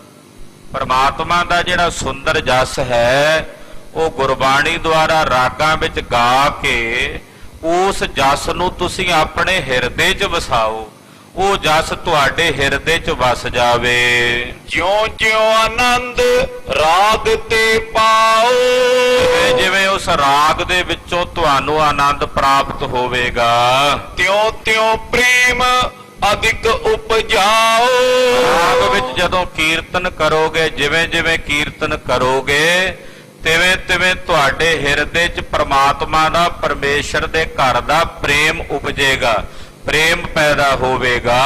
ਕਲ ਯੁਗ ਮੈਂ ਕੀਰਤਨ ਮਾਨਿੰਦ, ਇਸ ਕਲਯੁਗ ਦੇ ਘੋਰ ਸਮੇਂ ਵਿੱਚ ਗੁਰਬਾਣੀ ਦੇ ਕੀਰਤਨ ਦੇ ਸਮਾਨ ਨਹੀਂ ਅਪਰ ਕੋ ਇਹੀ ਬਿਲੰਦ, ਹੋਰ ਕੋਈ ਕਰਮ ਨਹੀਂ ਹੈ। ਗੁਰਬਾਣੀ ਦੇ ਕੀਰਤਨ ਦੇ ਬਰਾਬਰ ਕਲਯੁਗ 'ਚ ਕੁਝ ਵੀ ਨਹੀਂ। ਕਲਯੁਗ ਵਿੱਚ ਸਭ ਤੋਂ ਮਹਾਨ ਗੁਰਬਾਣੀ ਦਾ ਕੀਰਤਨ ਹੈ। ਕਲਯੁਗ ਮੈਂ ਕੀਰਤਨ ਪ੍ਰਧਾਨਾ, ਗੁਰਮੁਖ ਜਪੀਐ ਲਾਏ ਧਿਆਨਾ। ਕਲਯੁਗ ਵਿੱਚ ਸਭ ਤੋਂ ਸ੍ਰੇਸ਼ਟ ਗੁਰਬਾਣੀ ਦਾ ਕੀਰਤਨ ਹੈ। ਕਰਮ ਧਰਮ ਪਾਖੰਡ ਜੋ ਦੀਸੈ, ਤਿਨ ਜਮ ਜਾਗਾਤੀ ਲੂਟੈ। ਨਿਰਵਾਣ ਕੀਰਤਨ ਗਾਵੋ ਕਰਤੇ ਕਾ, ਜਿਸ ਨਿਮਕ ਸਿਮਰਤ ਜਿਤ ਛੂਟੈ। ਗੁਰਬਾਣੀ ਦਾ ਕੀਰਤਨ ਕਲਯੁਗ ਵਿੱਚ ਸਭ ਤੋਂ ਸ੍ਰੇਸ਼ਟ ਤੇ ਸਰਵੋਤਮ ਹੈ। ਕਠਨ ਮਹਾ ਤਪ ਜੇ ਕੋ ਕਰੇ, ਇਹ ਕੋਈ ਬੜੀ ਕਠਨ ਤਪੱਸਿਆ ਕਰਦਾ ਹੈ, ਕੋਈ ਬੜੀ ਭਾਰੀ ਕਰੜੀ ਤਪੱਸਿਆ ਕਰਦਾ, ਕੋਈ ਪੁੱਠਾ ਰਹਿ ਲਟਕ ਕੇ ਤਪ ਕਰਦਾ ਹੈ, ਭੁੱਖੇ ਰਹਿ ਕੇ ਤਪ ਕਰਦਾ, ਜਲ ਧਾਰਾ ਕਰਕੇ, ਅਗਨੀ ਦੀਆਂ ਧੂਣੀਆਂ ਤਾ ਕੇ ਉਹਦੇ ਵਿੱਚ ਤਪ ਕਰਦਾ, ਕੋਈ ਕਰੜੀ ਤਪੱਸਿਆ ਕਰਦਾ ਹੈ। ਕੀਰਤਨ ਸਮਤਾ ਕਿਉ ਹੋ ਨਾ ਤਰੇ, ਜਿੱਡਾ ਵੱਡਾ ਮਰਜੀ ਕਰੜਾ ਤਪ ਕਰ ਲਵੇ ਕੋਈ, ਗੁਰਬਾਣੀ ਦੇ ਕੀਰਤਨ ਦੇ ਬਰਾਬਰ ਦੁਨੀਆ ਦਾ ਕੋਈ ਵੀ ਤਪ ਨਹੀਂ ਹੈ। ਗੁਰਬਾਣੀ ਦੇ ਕੀਰਤਨ ਦੇ ਬਰਾਬਰ ਦੁਨੀਆ ਵਿੱਚ ਕੋਈ ਤਪ ਨਹੀਂ। ਸਭ ਤੋਂ ਵੱਡਾ ਤਪ ਹੈ ਕੀਰਤਨ। ਕੀਰਤਨ ਨਿਰਮੋਲਕ ਹੀਰਾ, ਆਨੰਦ ਗੁਣੀ ਗਹੀਰਾ। ਇਹ ਗੁਰਬਾਣੀ ਦਾ ਕੀਰਤਨ ਸਭ ਤੋਂ ਸ੍ਰੇਸ਼ਟ ਹੈ, ਸਰਵੋਤਮ ਹੈ। ਅਪਰ ਸੁਕਰਮ ਕਰਨ ਜੇ ਸਾਰੇ, ਹੋਰ ਜਿੰਨੇ ਕਰਮ ਕਾਂਡ ਹਨ, ਜਿੰਨੇ ਵੀ ਕਰਮ ਕਾਂਡ ਕੀਤੇ ਜਾਂਦੇ ਹਨ, ਹੋਏ ਜੇ ਤਨ ਤਨ ਬਲ ਧਰ ਪਾਰੇ। ਉਹ ਜੇ ਸਰੀਰ ਵਿੱਚ ਕਿਸੇ ਦੇ ਬਲ ਹੋਵੇ ਤਾਂ ਹੀ ਕੀਤੇ ਜਾ ਸਕਦੇ ਨੇ। ਤਨ 'ਚ ਤਾਣ ਹੋਵੇ, ਕੋਈ ਤਾਂ ਭੁੱਖਿਆਂ ਰਹਿ ਸਕਦਾ, ਕੋਈ ਤਾਂ ਪੁੱਠਿਆਂ ਲਟਕ ਕੇ ਤਪ ਕਰ ਸਕਦਾ ਹੈ। ਉਹਦੇ ਵਾਸਤੇ ਤਨ ਦਾ ਬਲ ਚਾਹੀਦਾ ਹੈ। ਕੀਰਤਨ ਕੇ ਸਮਾਨ ਨੇ ਕੋਈ, ਪਰ ਇੰਨਾ ਕੁਝ ਕਰਨ ਦੇ ਬਾਵਜੂਦ ਵੀ ਉਹ ਸਾਰੇ ਕਰਮ ਕਾਂਡ ਗੁਰਬਾਣੀ ਦੇ ਕੀਰਤਨ ਦੇ ਬਰਾਬਰ ਨਹੀਂ ਹਨ।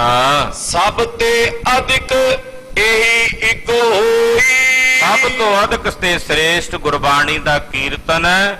ਇਸੇ ਕਰਕੇ ਗੁਰੂ ਨਾਨਕ ਸਾਹਿਬ ਜੀ ਮਹਾਰਾਜ ਜੀ ਨੇ ਕੀਰਤਨ ਨੂੰ ਅੰਗੀਕਾਰ ਕੀਤਾ, ਔਰ ਜਿੱਥੇ ਗਏ ਨੇ ਮਰਦਾਨੇ ਨੂੰ ਨਾਲ ਲੈ ਕੇ ਕੀਰਤਨ ਦੁਆਰਾ ਹੀ ਜੀਵਾਂ ਦਾ ਉਧਾਰ ਕੀਤਾ, ਕਲਿਆਣ ਕੀਤੀ ਹੈ। ਜਾਂ ਤੇ ਤੁਮ ਕੀਰਤਨ ਨਿਤ ਕਰੋ, ਅਪਰ ਸੁਨਾਏ ਤਾਰ ਗਨ ਤਰੋ। ਇਸ ਕਰਕੇ ਤੁਸੀਂ ਰੋਜ਼ ਕੀਰਤਨ ਕਰਿਆ ਕਰੋ, ਔਰ ਉਹ ਕੀਰਤਨ ਹੋਰ ਗੁਰਸਿੱਖਾਂ ਨੂੰ ਸਰਵਣ ਕਰਾ ਕੇ ਜਿੱਥੇ ਤੁਸੀਂ ਆਪ ਤਰੋਗੇ ਹੋਰਾਂ ਨੂੰ ਵੀ ਤਾਰੋਗੇ।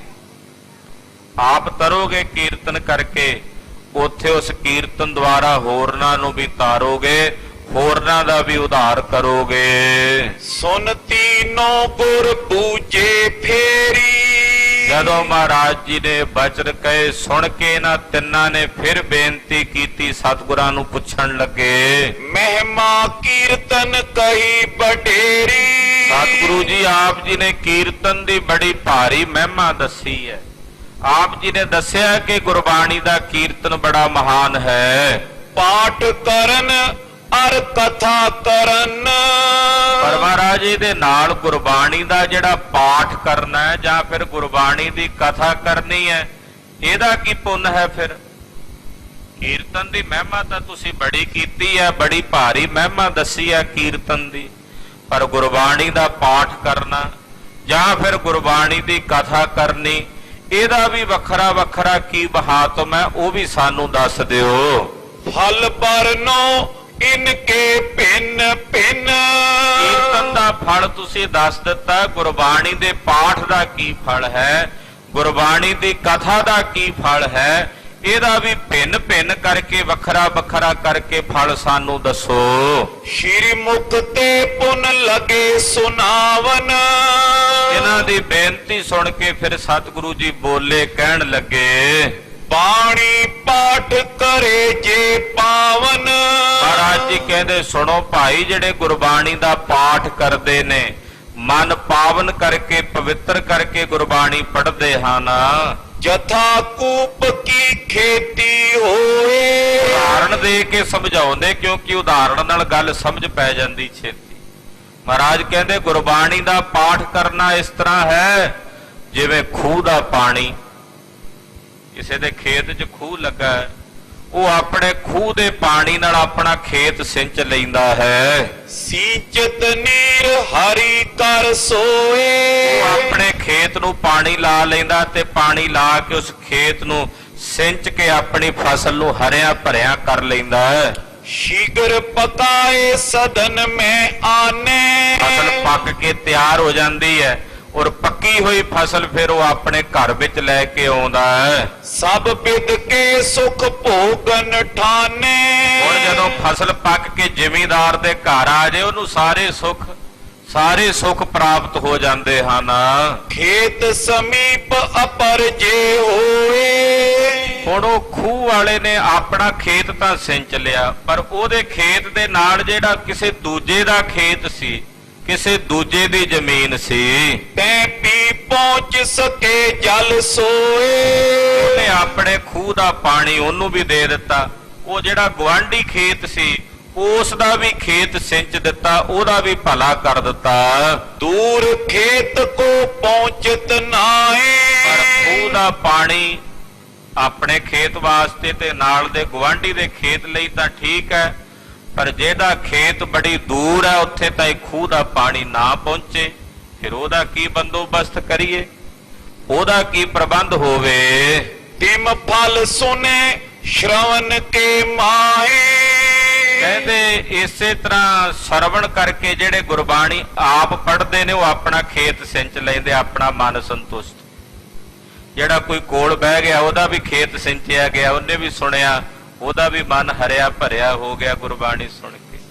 ਪਰ ਜਿਹੜੇ ਦੂਰ ਨੇ, ਦੂਰ ਤਾਈ ਹਨ, ਕੀਰਤਨ ਕਰਨ ਮੇਘ ਕੀ ਬਰਖਾ।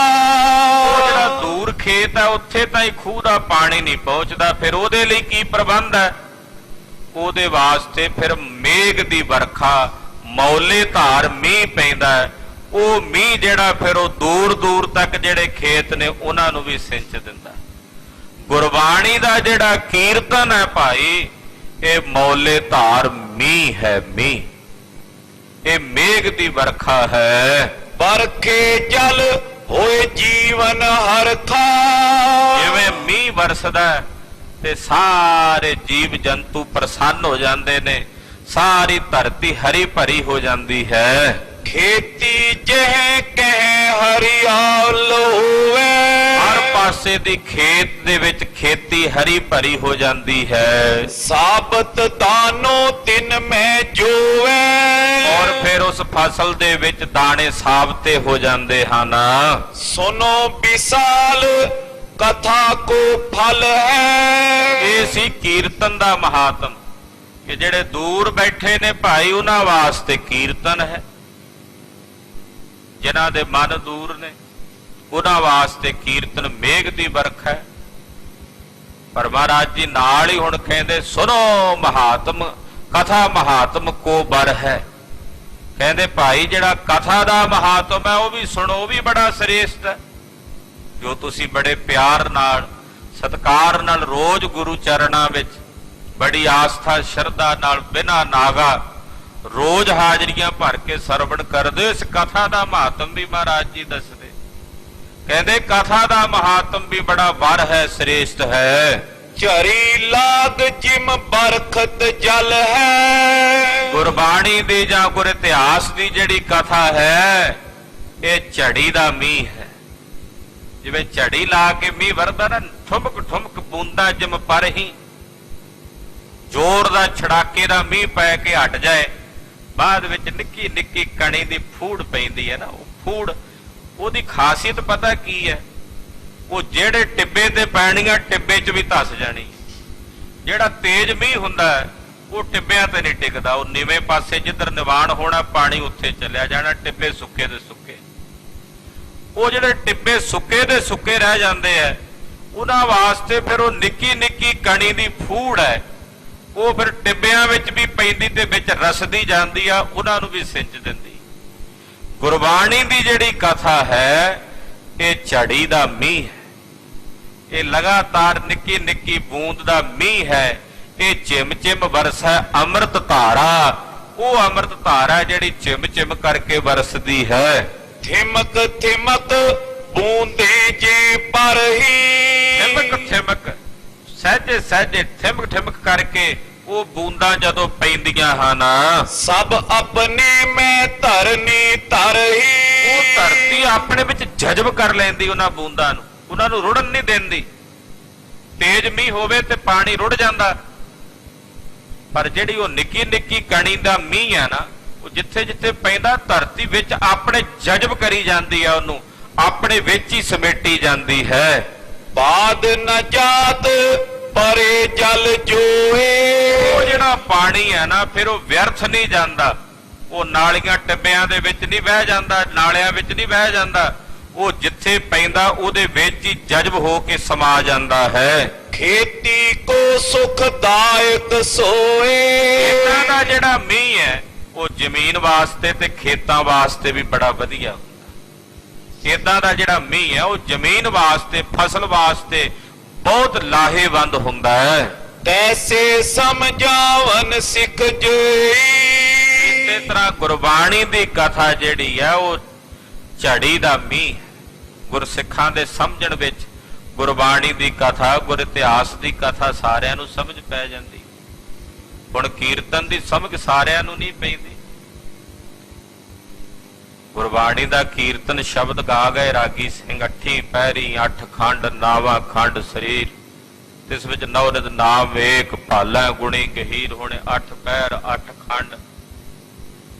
ਇਹ ਕੀ ਹੈ? ਇਹ ਜਦੋਂ ਕਥਾ ਹੋਵੇਗੀ ਉਦੋਂ ਖੁੱਲੇਗੀ ਨਾ ਪੰਕਤੀ ਵੀ 8 ਪੈਰਾਂ ਵਿੱਚ 8 ਨੂੰ ਖੰਡਣਾ, 8 ਪੈਰੀ 8 ਖੰਡ। 8 ਨੂੰ ਖੰਡਣਾ ਯਾਨੀ ਕਿ ਤਿਆਗਣਾ। ਉਹ 8 ਕਿਹੜੇ ਨੇ? 5 ਵਿਕਾਰ ਤੇ 3 ਗੁਣ, ਰਜੋ ਗੁਣ ਤਮੋ ਗੁਣ ਸਤੋ ਗੁਣ। 5 ਤੇ 3 8। ਜਿੱਥੇ ਦਾ 8 ਨੂੰ ਖੰਡਣਾ, ਨਾਵਾਂ ਖੰਡ ਸਰੀਰ, ਉੱਥੇ ਆ ਜਿਹੜਾ 9ਵਾਂ ਸਰੀਰ ਹੈ ਇਹਦਾ ਵੀ ਅੰਗ ਭਾਵ ਤਿਆਗਣਾ, ਇਹਨੂੰ ਵੀ ਖੰਡਣਾ। ਔਰ ਕੀ ਕਰਨਾ? ਇਹਦੇ ਵਿੱਚ ਜਿਹੜਾ ਪਰਮੇਸ਼ਰ ਦਾ 9 ਨਿਧੀਆਂ ਦਾ ਨਾਮ ਪਾਇਆ ਹੋਇਆ ਉਹਨੂੰ ਲੱਭਣਾ ਇਸ ਕਾਇਆ ਦੇ ਵਿੱਚ। 9 ਨਿਧੀ ਅੰਮ੍ਰਿਤ ਪ੍ਰਭ ਕਾ ਨਾਮ ਦੇਹੀ ਮੈਂ ਇਸ ਕਾ ਬਿਸਰਾਮ। ਹੁਣ ਕਥਾ ਹੋਵੇਗੀ, ਇਹ ਪੰਕਤੀ ਖੁੱਲ ਜਾਏਗੀ। ਜੇ ਕਥਾ ਨਾ ਹੋਵੇ ਤਾਂ ਫਿਰ ਇਹ ਪੰਕਤੀਆਂ ਦਾ ਗਿਆਨ ਕਿਵੇਂ ਸੁਲਝੇਗਾ? ਇਸ ਕਰਕੇ ਮਹਾਰਾਜ ਜੀ ਕਹਿੰਦੇ ਜਿਹੜੀ ਕਥਾ ਹੈ ਇਹ ਸਾਰਿਆਂ ਦੀ ਸਮਝ ਵਿੱਚ ਪੈ ਜਾਂਦੀ ਹੈ। ਸੁਨੇ ਮਮੋਚੀ ਹਿਰਦੈ ਤਾਰੈ, ਜਿਹੜੇ ਮਮੋਕਸ਼ੂ ਨੇ, ਮਮੋਕਸ਼ੂ ਕਹਿੰਦੇ ਮੁਕਤੀ ਦੀ ਇੱਛਾ ਰੱਖਣ ਵਾਲੇ ਨੂੰ, ਉਹ ਫਿਰ ਜਦੋਂ ਪਿਆਰ ਸਹਿਤ ਕਥਾ ਸੁਣਦੇ ਨੇ ਔਰ ਉਹਨੂੰ ਆਪਣੇ ਹਿਰਦੇ 'ਚ ਧਾਰਨ ਕਰਦੇ ਨੇ। ਗੁਣ ਨ ਬਧਾਏ ਵਿਕਾਰ ਨਿਕਾਰੇ, ਕਥਾ ਨੂੰ ਜਦੋਂ ਸੁਣਦੇ ਨੇ ਉਹ ਆਪਣੇ ਹਿਰਦੇ 'ਚ ਗੁਣਾਂ ਨੂੰ ਵਧਾਉਂਦੇ, ਕਥਾ ਨੂੰ ਸੁਣਦਿਆਂ ਸੁਣਦਿਆਂ ਗੁਣਾਂ ਦਾ ਵਾਧਾ ਕਰਦੇ ਨੇ ਔਰ ਆਪਣੇ ਹਿਰਦੇ 'ਚੋਂ ਵਿਕਾਰਾਂ ਨੂੰ ਕੱਢਦੇ ਨੇ, ਵਿਕਾਰਾਂ ਨੂੰ ਤਿਆਗਦੇ ਹਨ। ਹਿਰਦੇ ਵਿਚਾਰੇ ਨਿਰਨੋ ਕਰੇ, ਔਰ ਆਪਣੇ ਹਿਰਦੇ ਦੇ ਵਿੱਚ ਵਿਚਾਰ ਕਰਦੇ ਨੇ ਔਰ ਪੂਰਨ ਤੌਰ ਤੇ ਆਪਣੇ ਹਿਰਦੇ 'ਚ ਨਿਰਣਾ ਕਰਦੇ ਹਨ। ਆਤਮ ਗਿਆਨ ਭਲੇ ਉਰ ਧਰੇ, ਆਤਮਾ ਦਾ ਗਿਆਨ ਆਪਣੇ ਹਿਰਦੇ ਵਿੱਚ ਭਲੇ ਕਰਕੇ ਧਾਰਨ ਕਰਦੇ ਹਨ। ਕਥਾ ਕੀਰਤਨ ਦੋਨੋਂ ਮਿਲੇ, ਸ਼ੋਭਾ ਪਾਵਤ ਅਤ ਹੀ ਭਲੇ। ਮਹਾਰਾਜ ਜੀ ਕਹਿੰਦੇ ਕਥਾ ਤੇ ਕੀਰਤਨ ਦੋਨੋਂ ਹੀ ਮਿਲ ਕੇ ਸ਼ੋਭਾ ਪਾਉਂਦੇ ਨੇ, ਇਹ ਅਤ ਭਲੇ ਹਨ। ਕਥਾ ਵਧਾਵੇ ਮਹਾ ਮਹਾਤਮ, ਕਥਾ ਦੇ ਨਾਲ ਭਾਈ ਵੱਡਾ ਭਾਰੀ ਫਲ ਪ੍ਰਾਪਤ ਹੁੰਦਾ ਹੈ। ਕੀਰਤਨ ਸੁਨਤੇ ਸੁਧ ਹੋਏ ਆਤਮ ਤੇ ਕੀਰਤਨ ਸੁਣਦਿਆਂ ਆਤਮਾ ਸ਼ੁੱਧ ਹੋ ਜਾਂਦੀ ਹੈ, ਮਨ ਸ਼ੁੱਧ ਹੋ ਜਾਂਦਾ ਹੈ। ਜਬੇ ਕੀਰਤਨ ਕਰੇ ਭਲੇਰਾ ਜਦੋਂ ਕੋਈ ਭਲੇਰਾ ਕੀਰਤਨ ਕਰਦਾ, ਪਿਆਰ ਨਾਲ ਖੁੱਭ ਕੇ ਕੀਰਤਨ ਕਰਦਾ ਹੈ, ਹਰਖ ਵਧਾਵੇ ਬਹੁ ਮਨ ਕੇਰਾ ਉਦੋਂ ਮਨ 'ਚ ਬੜੀ ਖੁਸ਼ੀ ਹੁੰਦੀ ਹੈ। ਕੀਰਤਨ ਸੁਣ ਕੇ ਮਨ ਖੇੜੇ ਵਿੱਚ ਆਉਂਦਾ ਹੈ। ਜਥਾ ਮਾਤ ਪੁੱਤਰਨ ਤੇ ਛਾਜੈ ਜਿਵੇਂ ਮਾਂ ਆਪਣੇ ਪੁੱਤਰ ਨੂੰ ਬੜਾ ਲਾਡ ਲਡਾਉਂਦੀ ਹੈ, ਦੁਲਾਰਦੀ ਹੈ, ਤਥਾ ਕਥਾ ਕੀਰਤਨ ਤੇ ਰਾਜੈ ਇਸੇ ਤਰ੍ਹਾਂ ਕਥਾ ਮਾਂ ਹੈ ਔਰ ਕੀਰਤਨ ਪੁੱਤਰ ਹੈ। ਕਥਾ ਦੇ ਨਾਲ ਕੀਰਤਨ ਸੁਭਾਏਮਾਨ ਹੁੰਦਾ ਹੈ। ਜਿਵੇਂ ਮਾਂ ਕਰਕੇ ਪੁੱਤਰ ਸੁਭਾਏਮਾਨ ਹੋ ਜਾਂਦਾ ਹੈ, ਕੀਰਤੀਵਾਨ ਹੋ ਜਾਂਦਾ ਹੈ, ਮਾਂ ਕਰਕੇ ਪੁੱਤਰ ਹੈ। ਇਸੇ ਤਰ੍ਹਾਂ ਕਥਾ ਕਰਕੇ ਕੀਰਤਨ ਰਾਜੇ ਦਾ ਮਤਲਬ ਹੁੰਦਾ ਹੈ ਸੁਭਾਏਮਾਨ ਹੁੰਦਾ ਹੈ। ਕੀਰਤਨ ਪੁੱਤਰ ਹੈ ਔਰ ਕਥਾ ਮਾਂ ਹੈ।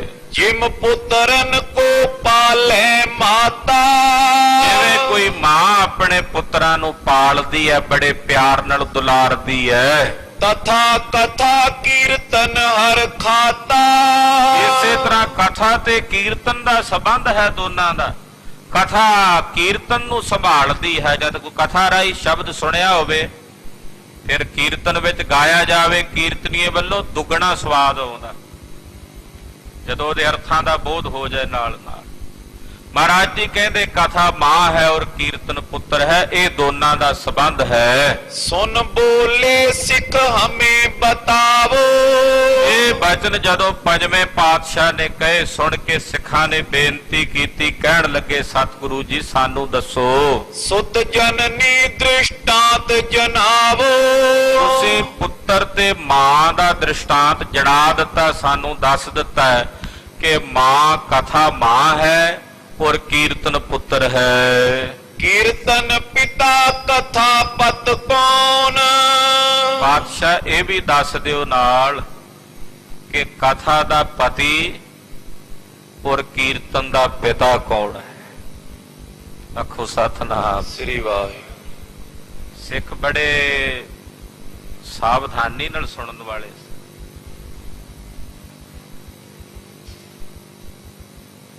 ਔਰ ਮਹਾਰਾਜ ਜੀ ਦੇ ਬਚਨ ਸੁਣ ਕੇ ਇੱਕਦਮ ਉਹਨਾਂ ਅੰਦਰ ਸਵਾਲ ਉੱਠਿਆ, ਜੇ ਕਥਾ ਮਾਂ ਹੈ, ਕੀਰਤਨ ਪੁੱਤਰ ਹੈ, ਤੇ ਮਾਤਾ ਤੇ ਪਿਤਾ ਦੇ ਸਹਿਯੋਗ ਤੋਂ ਬਿਨਾਂ ਪੁੱਤਰ ਕਿਵੇਂ ਹੋ ਸਕਦਾ?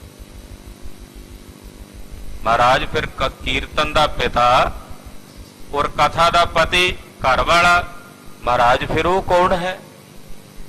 ਇਹ ਸਵਾਲ ਕੀਤਾ।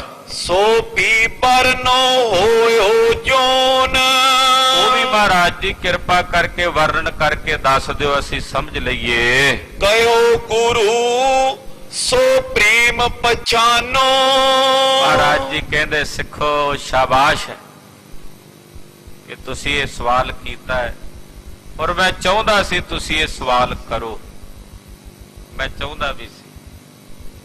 ਜਾਣ ਬੁੱਝ ਕੇ ਅਸੀਂ ਇਹ ਬਚਨ ਕਹੇ ਸਨ ਕਿ ਸਿੱਖ ਕਿਵੇਂ ਅੱਗੋਂ ਸਵਾਲ ਕਰਦੇ ਆ, ਪੁੱਛੋ ਨਾ, ਜਗਿਆਸਾ ਹੈ। ਇੱਕ ਸਵਾਲ ਹੁੰਦਾ ਜਗਿਆਸਾ ਚ ਉਤਪੰਨ ਹੁੰਦਾ, ਇੱਕ ਸਵਾਲ ਹੁੰਦਾ ਵੀ ਜਾਣ ਬੁੱਝ ਕੇ ਹੁਜਤ ਕਰਨ ਵਿੱਚ। ਅੱਜ ਕੱਲ ਦੇ ਜਿਹੜੇ ਸਵਾਲ ਹੁੰਦੇ ਨੇ ਹੁਜਤ ਕਰਨ ਵਾਲੇ ਹੁੰਦੇ ਨੇ, ਜਗਿਆਸਾ ਵਾਲੇ ਨਹੀਂ ਹੁੰਦੇ। ਕੋਈ ਜਗਿਆਸੂ ਬਣ ਕੇ ਸਵਾਲ ਨਹੀਂ ਕਰਦਾ, ਹੁਜਤ ਕਰਨ ਵਾਸਤੇ ਸਵਾਲ ਕੀਤਾ ਜਾਂਦਾ, ਜਾਣਨ ਵਾਸਤੇ ਵੀ ਕਿੰਨਾ ਕੁ ਗਿਆਨ ਰੱਖਦਾ ਹੈ। ਮਹਾਰਾਜ ਜੀ ਕਹਿੰਦੇ ਤੁਸੀਂ ਜਗਿਆਸੂ ਬਣ ਕੇ ਪੁੱਛਿਆ, ਸੁਣੋ ਭਾਈ, ਕਥਾ ਦਾ ਘਰ ਵਾਲਾ ਯਾਨੀ ਕਿ ਕਥਾ ਦਾ ਪਤੀ ਔਰ ਕੀਰਤਨ ਦਾ ਪਿਤਾ ਪ੍ਰੇਮ ਹੈ।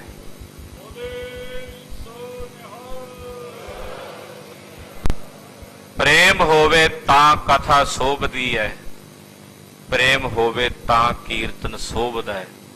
ਜੇ ਪ੍ਰੇਮ ਨਹੀਂ ਤੇ ਨਾ ਕੀਰਤਨ ਸੋਭੇਗਾ ਨਾ ਕਥਾ ਸੋਭੇਗੀ।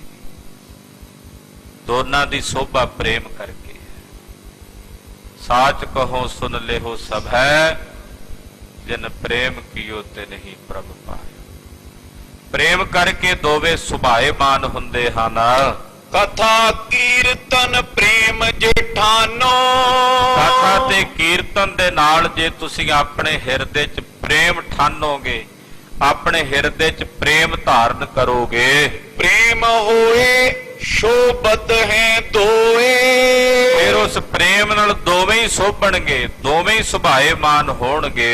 जिस ते महा महात्म होए। ਔਰ ਬੜਾ ਵੱਡਾ ਮਹਾਤਮ ਹੈ ਇਹਦਾ।